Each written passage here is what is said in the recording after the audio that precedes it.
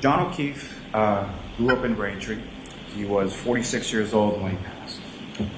He was the son of John O'Keefe Jr. and Margaret or Peggy O'Keefe. He was a brother to Paul O'Keefe and to his sister Kristen. And brother John stepped in, moved into the house in Canton and raised them for 8 years. My husband on the phone with his mother saying he's going to be okay. He's going to be okay. Pretty banged up. He had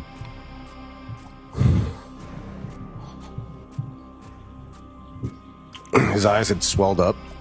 He had a breathing tube in, well, the mask anyway.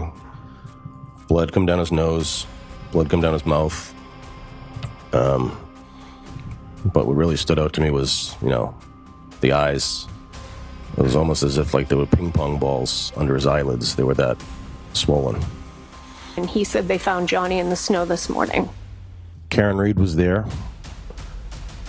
She was being restrained by hospital employees. She kept saying, this is all my fault. This is my fault. I did this.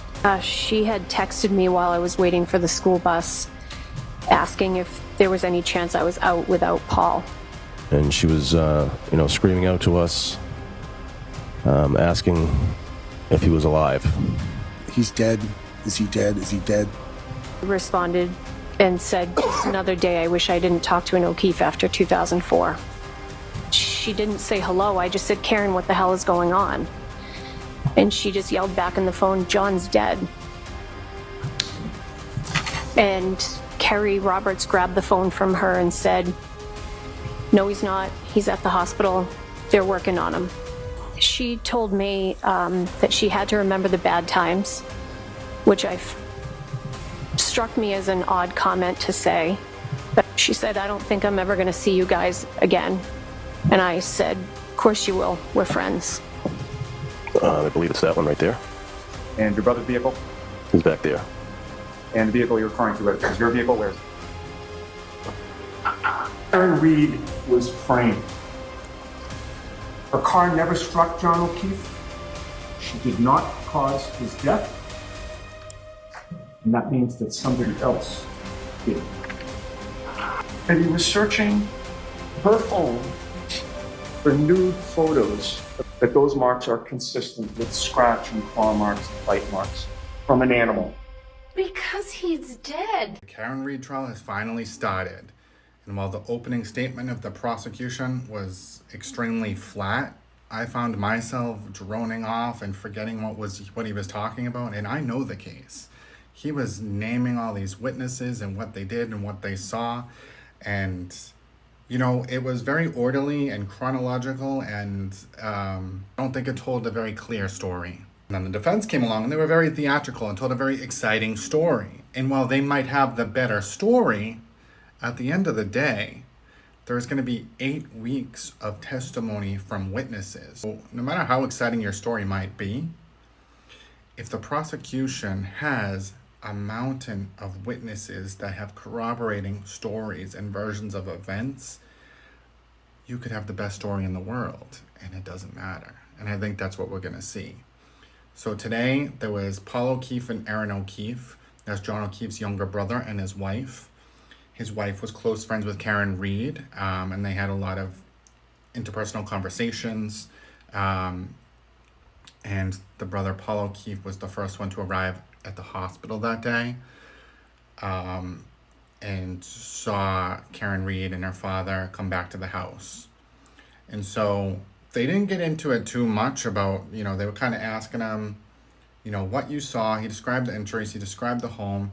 They're kind of setting the stage at this point, having these people come in emotionally, talk about John O'Keefe, humanizing him, but they also humanized Karen because they both said that they cared for Karen and they thought she was great. And so in some ways, you could see that as, oh, that's not good. They're humanizing her. They liked her. They cared for her. But at the same time, it makes them seem extremely truthful. I think that what we're going to see here is every single police officer is going to get beat up on the stand. And so tomorrow morning when they start, Officer Saraf is I mean, this is just going to be a preview of what's to come, because Officer Saraf, he was just the first responding officer. I don't think he had much to do or say. And so we're just going to see how the defense is going to be treating these witnesses. And the prosecution needs to take that information and adjust accordingly.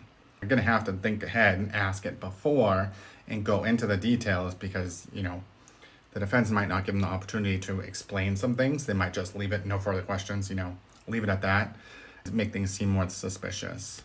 So the biggest things today that we learned on both sides, so the defense, you know, Proctor looking at nude pictures or searching his phone for nude pictures, having those conversations with his friends, super unprofessional. But at the same time, I mean, the only reason that they have access to that is because of the FBI investigation. And if that's all that it kind of really turned up, was like going into these people's personal lives. I mean, why did she get that kind of help to kind of get her off? And I mean, that is what it seems like. Whether she had connections, whether, you know, it's, the whole thing is strange. And the prosecution is saying, you know, the feds never came to them and asked them for any of their information. So the only thing that the feds worked with was whatever was provided to them by the defense, which that just seems corrupt in and of itself, because how can they be investigating the investigation if they're only seeing one side? Because the defense could withhold certain things if they wanted to.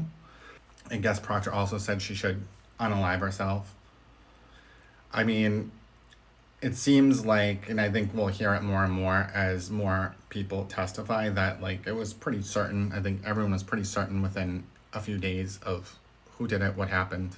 So Raf's dash cam shows that the visibility was pretty poor, and, you know, without shining a flashlight, without shining his spotlight over to where John's body was, it is kind of hard to believe that Karen would just spot that out of the random blue, especially if that's not where she dropped him off in the car, which she had previously said that she dropped him off in the driveway. So she wouldn't even be looking to that section unless she knew there was a reason to look in that section. And so the key cycles, are we going to see, you know, how are they going to prove that she went back to Fairview? It sounds like her phone data, she was on the phone, so the RTT is leading her up there. So I wonder how close she got. I mean, if it's just like driving on Washington Street in that direction, I mean, I don't think that really shows that she went back there. But if she was making turns and stuff, going up those back roads towards Fairview and then hung up the call, yeah. I think what we'll see in future testimony is what we've already heard. I think Carrie Roberts is probably going to be one of the best witnesses, and the niece, because it sounds like, and Jen McCabe, they're going to make Jen McCabe out to be the villain. So, I mean, her testimony, the jury it's probably going to cancel out, just because the jury's going to be like, well, did she really Google that? Even though they're going to have an expert that's going to do the demonstration. But Carrie's testimony and the niece's testimony, I think they're going to be extremely believable.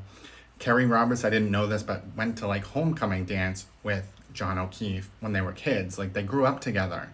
So she's not going to be going along with the conspiracy. His family's not going to be going along with the cover-up conspiracy. So I think that Carrie Roberts is extremely credible. And if she's saying that Karen called her in the morning and said, I think John's dead before the body was found, he got hit by a plow, Karen said it. And the niece is saying that Karen was already frantic, like we saw how she was acting on that video when his body was found. She was already acting like that before they got to the body. And Carrie's going to testify to that. The niece is going to testify to that. So there's two totally different styles here. Like, there's the Hollywood style, which is Karen Reed's defense team. And that's why they've been so popular in social media and getting people watching this case. But then the other side is the methodical, legal, ethical side. And I say ethical, like, it does seem like Lally is very ethical, because there was a lot of things that he could have, you know, got out into the public space when all that crap was going on, but he wanted to keep it close to the vest so that, you know, he could be successful in this trial. And I mean, I think that he has a mountain to climb, because he's up against a very experienced, very professional team. But at the end of the day, this case is going to show us, can money buy your way out of trouble?